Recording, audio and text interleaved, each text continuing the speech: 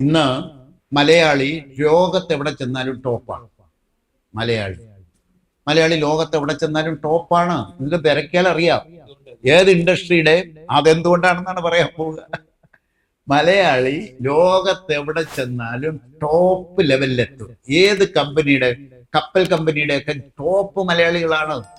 വിദേശത്തായാലും എവിടെ ചെന്നാലും ശരി, മലയാളി ചെന്നാൽ ടോപ്പായിരിക്കും. എന്താണ് ഇവര് അവിടെ എത്താൻ തക്ക കഴിവ് നേടിയെടുത്തത്? അത് നമ്മൾ കൃഷി പഠിക്കുമ്പോൾ ഞാൻ പഠിപ്പിക്കും. കാരണം എൻ്റെ വീട്ടില് അമേരിക്കയിൽ നിന്നും ഒരു ടീം വന്നു.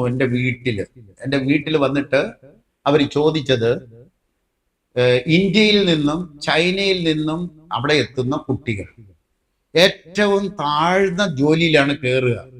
പക്ഷെ പടിപടിയായി അവർ അവിടുത്തെ സായിപ്പിന്റെ കുട്ടികളെ കവച്ചു വെച്ച് ആ കമ്പനിയുടെ ടോപ്പിലെത്തുന്നു. നിങ്ങൾ third world countries, developing കൺട്രിയാണ്.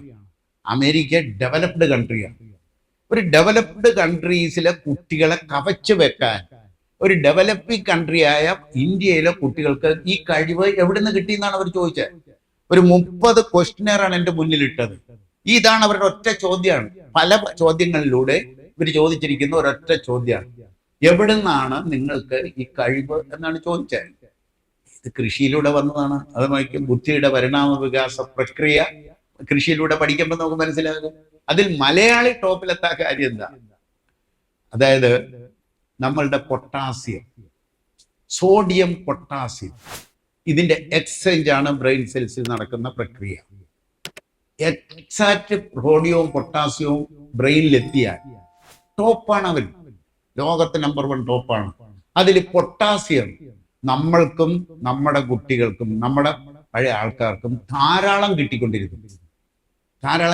Potassium എവിടെ നിന്നാണ് കിട്ടിയത്? പൊട്ടാസ്യം എവിടുന്ന? കരിക്ക് എല്ലാവരും കുടിച്ചോണ്ടിരുന്നു. ഏത്തപ്പഴത്തിൽ നിന്ന് കിട്ടും. തേങ്ങ കൊണ്ട് എന്തായിരുന്നു ഉണ്ടാക്കണേ? ചമ്മന്തിയാണ്. നിസ്സാരമായിട്ട് നമ്മൾ തള്ളിക്കളയുന്ന ചമ്മന്തിയില്ലേ, ഈ ചമ്മന്തിയാണ് നമ്മുടെ കുട്ടികളെ ഈ ലെവലിൽ എത്തിച്ചത്. എല്ലാ വീട്ടിലും ഉണ്ടാകുന്നതായിരുന്നു ചമ്മന്തി, ഇല്ലേ? എല്ലാ ദിവസവും കഞ്ഞിക്കും കപ്പയ്ക്കും എല്ലാ സാധനത്തിനും നമ്മൾ ഉണ്ടാക്കിയിരുന്ന ചമ്മന്തി അല്ലേ?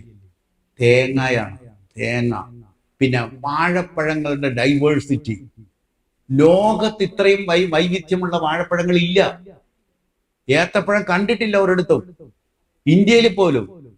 കേരളത്തിലാണ് ഏത്തപ്പഴം.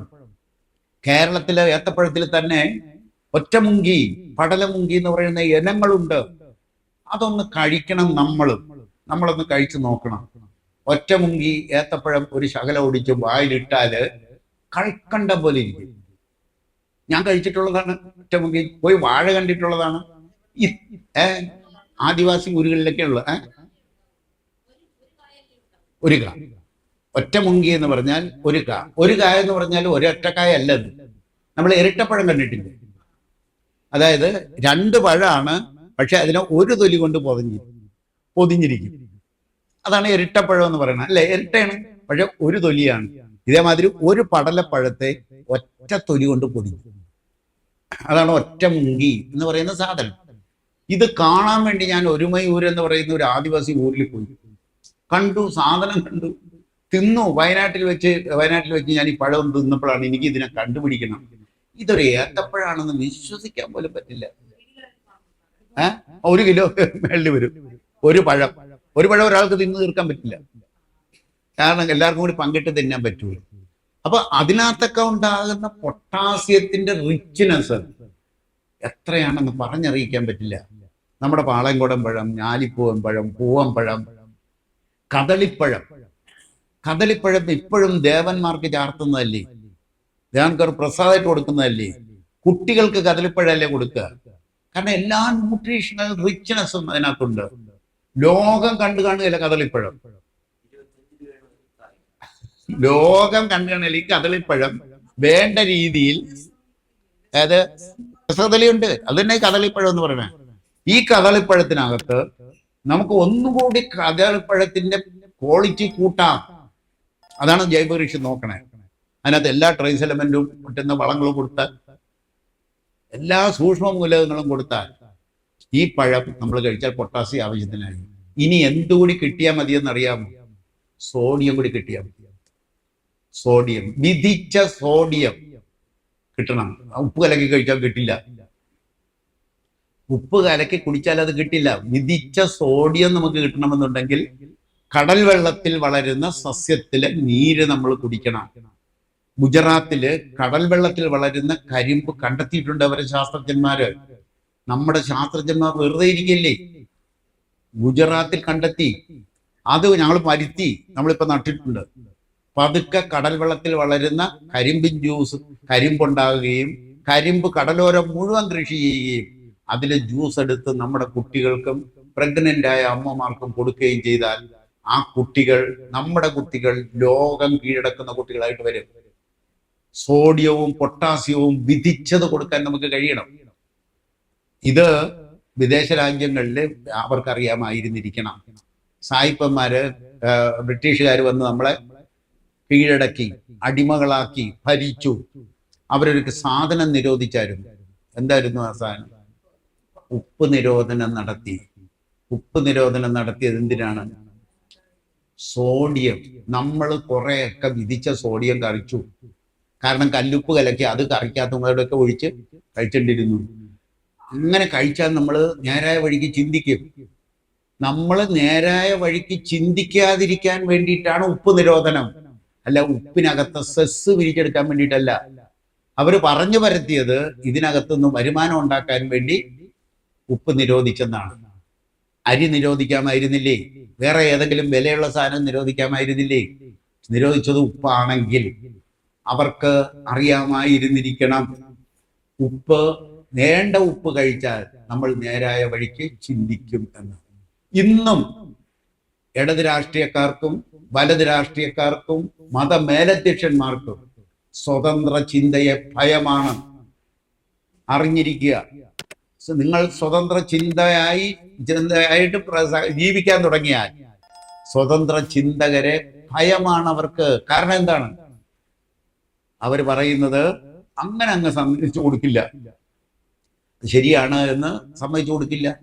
അതുകൊണ്ട് നേരായ വഴിക്ക് ചിന്തിക്കാതിരിക്കാനുള്ള സകല നടപടികൾ ഇടത് രാഷ്ട്രീയക്കാർ ചെയ്യും, വലത് രാഷ്ട്രീയക്കാർ ചെയ്യും, മതമേലധ്യക്ഷന്മാർ ചെയ്തിരിക്കും. നമ്മളാണ് സ്വതന്ത്രരാകേണ്ടത്.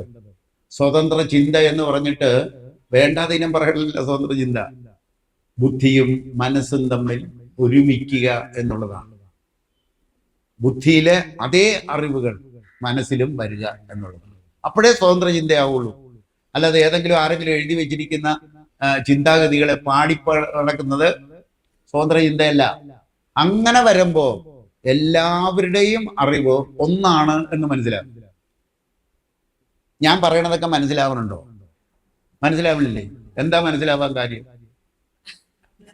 എന്താ മനസ്സിലാകാൻ കാര്യം? ഞാൻ പറയുന്നത് നിങ്ങൾക്ക് മനസ്സിലാവുന്നുണ്ട്, മനസ്സിൽ ആവുന്നുണ്ട്, മനസ്സിലേക്ക് ആകുന്നുണ്ടില്ലേ? നിങ്ങളുടെ മനസ്സിലേക്ക് ആകുന്നുണ്ട്. ഇത് ഞാൻ പറയുന്നത് കൊണ്ടാണ് എന്ന് ധരിക്കണുണ്ടോ? അല്ല, നിങ്ങളുടെ ബുദ്ധിയിലിരിക്കുന്ന സാധനം ഞാൻ പറയുമ്പോൾ നിങ്ങളുടെ ബുദ്ധിയിലിരിക്കുന്ന അറിവ് നിങ്ങളുടെ മനസ്സിലേക്ക് വരുമ്പോഴാണ് ഞാൻ പറയുന്നത് നിങ്ങൾ സമ്മതിക്കുക. അപ്പോഴാണ് സമ്മതിക്കുക, അല്ലെ സമ്മതിക്കില്ല. നമ്മൾ സമ്മതിക്കണമെന്നുണ്ടെങ്കിൽ നമുക്ക് ബോധ്യം വരണം. ബോധ്യം എന്ന് പറഞ്ഞാൽ എന്താ? ബുദ്ധിയിലെ അറിവ് മനസ്സിന് വരണം. മനസ്സും ബുദ്ധിയും തമ്മിൽ ലയിക്കണം എന്ന് സാറ് പിടികിട്ടിയില്ലേ? അപ്പൊ ഈ വഴിക്കാണ് നമ്മൾ പോയിക്കൊണ്ടിരിക്കുന്നത്. കാരണം ശരി ഏതാണ് തെറ്റേതാണ് എന്ന് തിരിച്ചറിയാൻ ഇച്ചിരി ബുദ്ധിമുട്ടുണ്ട്. സകല ശാസ്ത്രത്തിനുമുള്ള ഒരു കുഴപ്പമാണ് ശരി ഏതാണ് തെറ്റേതാണ്. ഇപ്പൊ ഞാനൊരു കാര്യം പറഞ്ഞു, ഞാൻ പിടിമുറുക്കിയിരിക്കണം, ഞാൻ പറയുന്നതാണ് ശരി. വേറൊരാൾ ഒരു കാര്യം പറഞ്ഞു, അവൻ പിടിമുറുക്കിയിരിക്കണം, ഞാൻ പറയുന്നതാണ് ശരി. ഇതിൽ യഥാർത്ഥ ശരി ഏതാണെന്ന് എങ്ങനെ അറിയുക? യഥാർത്ഥ ഒരു ശരിയില്ലേ? ഈ യഥാർത്ഥ ശരി കണ്ടെത്താനാണ് ഒരു ടൂളിനെ നമ്മൾ ഉപയോഗിക്കുന്നത്. അത് ഇക്കോളജി എന്ന് പറയുന്ന ശാസ്ത്രമാണ്. ഈ ശാസ്ത്രപ്രകാരമാണ് ശരിയാണോ തെറ്റാണോ എന്ന് നമ്മൾ വേർതിരിയണത്. ഇക്കോളജി ശാസ്ത്രപ്രകാരം നമ്മൾ കുടിക്കേണ്ട ജലം ജീവന്റെ തലം ഉയർത്തപ്പെട്ട ജലം തന്നെയാണ്.